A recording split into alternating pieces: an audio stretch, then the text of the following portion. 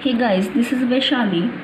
आज मैं अपनी वीडियो में आप लोगों के साथ डिस्कस कर रही हूँ 7.1 का क्वेश्चन नंबर 6 का थर्ड पार्ट। इससे पहले वाले पार्ट्स में अपने प्रीवियस वीडियो में आप लोगों के साथ शेयर कर चुकी हूँ, उसका लिंक आपको डिस्क्रिप्शन में मिल जाएगा, आप वहाँ से चेक कर सकते हैं। थर्ड पार्ट में हमें वही पहले वाले पार्ट्स की तरह ही क्या निकालना है, नेम एंड टाइप बताना है क्वाड्रिलेटरल का, जो इन पॉइंट्स से बनी है। स्टेटमेंट देख लेते हैं एक बार। Name and type of quadrilateral formed by the following points, कि एक क्वाड्रिलेटरल जो इन पॉइंट से बनी है उसका नेम बताना है और टाइप बतानी है। इसके लिए सबसे पहले हम वही अपनी क्वाड्रिलेटरल का टाइप समझ लेते हैं कि क्या है। फर्स्ट हमारे पास क्या थी, अगर फोर साइड किसी भी क्वाड्रिलेटरल की इक्वल हो जाएं और उसके जो डायगोनल्स हैं वो भी आपस में क्या हो, इक्वल, तब वो क्वाड्रिलेटरल स्क्वायर कहलाती है। अनदर फिगर इज दे,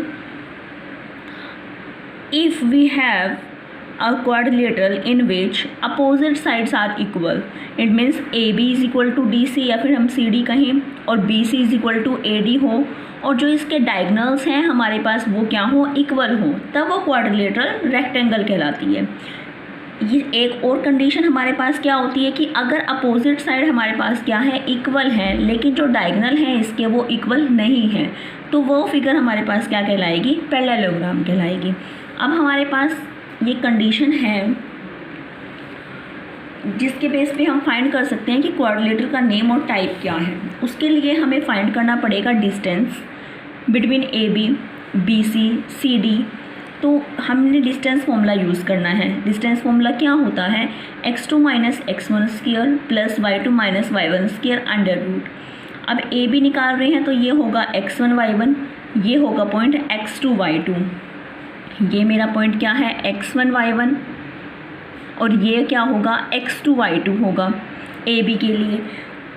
तो x2 - x1 करना है तो इस 7 में से इस 4 को माइनस करेंगे और इस 6 में से इस 5 को माइनस करेंगे। किया हमने 7 - 4 स्क्वायर प्लस 6 - 5 स्क्वायर। 7 - 4 किया तो 3 आया, ऊपर स्क्वायर तो स्क्वायर लगा दिया। 6 - 5 करेंगे तो 1 आएगा, तो 1 का स्क्वायर हो गया। 3 का स्क्वायर 9 होता है, 1 का स्क्वायर 1 होता है, 9 + 1 10 हो जाता है। अब उसके बाद हम BC फाइंड कर रहे हैं, तो जब हम BC फाइंड करेंगे तो ये होगा मेरा x1 y1 और ये जो पॉइंट है वो क्या होगा x2 y2। इस 4 में से इस 7 को माइनस करना है और इस 3 में से इस 6 को माइनस करना है। तो हमने किया under the root 4 - 7 square plus 3 - 6 square. यहाँ हम स्मॉल में से ग्रेटेस्ट नंबर को माइनस कर रहे हैं, इसलिए मेरे पास ये जो 3 है वो क्या आएगा, नेगेटिव के साथ आएगा। ऊपर स्क्वायर है तो स्क्वायर लगाएंगे। 3 - 6 करेंगे तो सेम है, यहाँ पे भी क्या आएगा, -3 आएगा, क्योंकि यहाँ पे भी हम स्मॉल में से लार्जेस्ट नंबर को माइनस कर रहे हैं। अब 3 स्क्वायर करते हैं तो 9 हो जाता है, 3 स्क्वायर करते हैं तो 9 हो जाता है, 9 + 9 क्या हो जाता है, 18 हो जाता है। अब हमने क्या फाइंड करना है, CD फाइंड करना है। CD के जो पॉइंट्स हैं वो हैं 4, 3 एंड 1, 2। तो ये होगा x1 y1, ये होगा x2 y2। यहाँ पे हमें अंडर द रूट क्या करना पड़ेगा, 1 - 4 करना पड़ेगा और 2 - 3 करना पड़ेगा, स्क्वायर करना पड़ेगा और ऐड करना पड़ेगा। हमने किया under the root 1 - 4 square plus 2 - 3 square. यहाँ पे भी हम स्मॉल में से लार्ज नंबर को माइनस कर रहे हैं तो साइन कौन सा आएगा, नेगेटिव आएगा, और 1 में से 4 माइनस करेंगे तो 3। 2 - 3 कर रहे हैं तो 1 आया है, स्क्वायर है तो स्क्वायर आ गया। 3 स्क्वायर 9 हो जाता है, 1 स्क्वायर 1 ही होता है, 9 + 1 क्या हो गया, अंडर द रूट 10 हो गया। अब हम क्या निकाल रहे हैं, लास्ट साइड निकाल रहे हैं, जो क्या है हमारे पास AD के जो पॉइंट्स हैं हमारे पास वो क्या है, 4, 5 और 1, 2। इट मीन्स इस 1 में से इस 4 को माइनस करना है और इस 2 में से इस 5 को माइनस करना है। Under the root 1 - 4 square plus 2 - 5 square. यहाँ पे भी हम स्मॉल में से लार्जेस्ट नंबर को माइनस कर दें तो ये 3 क्या आएगा, नेगेटिव आएगा। सिमिलर हियर 2 - 5 करेंगे तो -3 का स्क्वायर हो जाएगा, 3 स्क्वायर 9 हो जाता है, 3 स्क्वायर 9, 9 + 9 क्या आ गया, √18। अब देखिए AB तो मेरे पास क्या आई थी वैल्यू, अंडर द रूट 10 आई थी। इस AB की वैल्यू क्या आई है, अंडर द रूट 10। BC आया है 18 रूट के अंदर ही। CD जो है वो आया है 10 अंडर द रूट 10। AD जो है वो क्या आया, under the root 18। It means जो AB है वो CD के इक्वल आ रहा है और BC इज इक्वल टू क्या आया है, अंडर रूट 18 आया है। अब 2 साइड मीन्स अपोजिट साइड से इक्वल हो रही है, तो हम फाइंड करेंगे इसका डायगोनल।